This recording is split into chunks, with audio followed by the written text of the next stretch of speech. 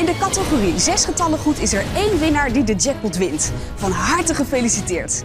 Dit binnen de getallen dat het om gaat. Samen weer van 9 miljoen euro. Het winnende lot is kocht je bij de Primera in Wolvergeer. Daar kunnen ze het nice haast net leeuwen. 2 en 3 is 5. Ja, en succes, hè? Ja. Dat kan niet.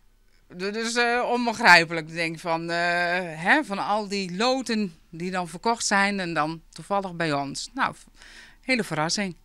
Weet je al waar er 9 miljoen won had? Nee.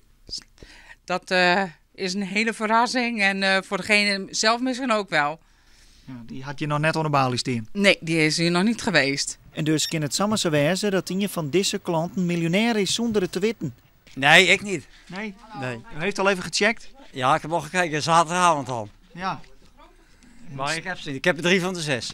Oké, ja, dat is te weinig, hè? Dat is te weinig. Ja. Ja, maar dan heb ik toch 5 euro. Nee, dat was ik niet. Nee. Nee, helaas. Nee. Nou ja, maakt niet zoveel uit. 9 miljoen kun je toch niet opkrijgen. Dus, Weet ik net. Want ik had nog net nice, jongen. Nog net? Nee, ik heb het je nog krek. En ja, ik zal direct nice gaan ik tussen komen. Oh, dan zit je al aardig in spanning, of Ik nee? ben een beetje zenuwachtig, inderdaad.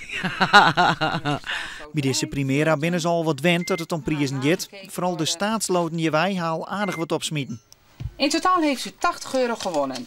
Een keer 250.000 euro, een 100.000 euro, 50.000 en 10 en nou 25 heel veel keren. Ja. Dus hier moet je wezen.